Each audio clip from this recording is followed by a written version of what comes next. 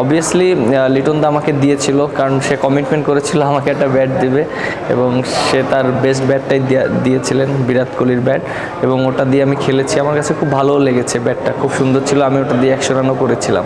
দেখেন যে এটা আপনি একটা জিনিস দেখেন যে তফাৎ যেটা অনেক বেশি ডিস্টেন্স ওই রকম না।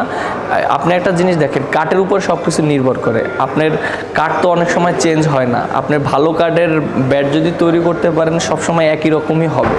সো আমার কাছে মনে হয় যে আমাদের যেহেতু আমাদের শুরু হয়েছে, আমরা যদি বলি যে আমাদের ব্যাট অনেক ভালো, ওদের চেয়ে ভালো, অনেক হয়তো এরকম বিশ্বাস করবে না, বাট এটা আস্তে আস্তে গ্রো আপ করবে। একটা জিনিস একদিনে সম্ভব না গ্রো আপ করা।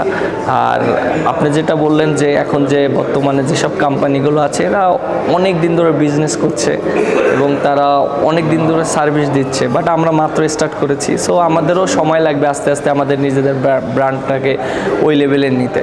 সো বাট আমাদের প্রথম দিকে যে রেসপন্স পাচ্ছি এটা আলহামদুলিল্লাহ আমরা অনেক হ্যাপি, খুবই ভালো লাগছে। দেখেন যে ক্রিকেটার লাইফে অ্যাডজাস্ট করাটা খুব ইম্পর্টেন্ট, এবং আমরা মাঠে যখন খেলি আমাদের সবসময় অ্যাডজাস্ট করে খেলতে হয়। বিভিন্ন বাইরের দেশে যখন যাই, দেশে খেলি কন্ডিশনের সাথে, সো মানিয়ে নিতে ইজি হয়ে গেছে, এখন আসলে করতে করতেই হয়ে গিয়েছে। না, উনি তো সাকিব ভাই তো অনেক ব্যস্ত মানুষ, তিনি তো সবসময় আমরা জানি সবাই যে বিভিন্ন কাজে ব্যস্ত থাকে, বিভিন্ন খেলার কাজে বলেন, বিভিন্ন ইসের কাজে বলেন। আর একটা জিনিস কি, ব্যস্ত লাইফেও মানুষকে অনেক কিছু শিখিয়ে দেয় যে কিভাবে মেনটেন করতে হবে, কিভাবে ভালো করতে হবে। না, আলহামদুলিল্লাহ এটা খুবই ভালো লাগার বিষয়, যেহেতু আমরা এটা শুরু করেছিলাম ঢাকা থেকে এবং আমাদের প্ল্যানিংটা অনেক আগে থেকেই ছিল।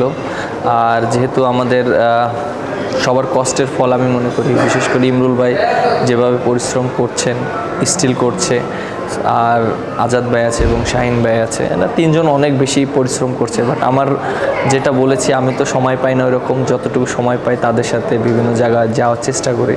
বাট আলহামদুলিল্লাহ আমাদের রেসপন্স খুবই ভালো, এটা দেখে খুবই ভালো লাগছে।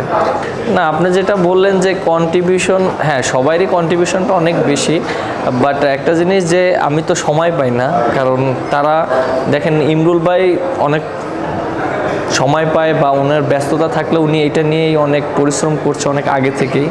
আর যেহেতু আমি খেলার ভিতরে আছি, স্টিল আমি প্লেয়িং। আর আপনি দেখেন যে আমার যে আমি ওরকম সময় বেরো করতে পারি না, কারণ আমার খেলার ভিতরেই থাকতে হয় সব সময়, সময়ও পাই না এটা নিয়ে চিন্তা করার। আর বেসিক্যালি ওনারা তিনজনই এটা নিয়ে চিন্তা করছে।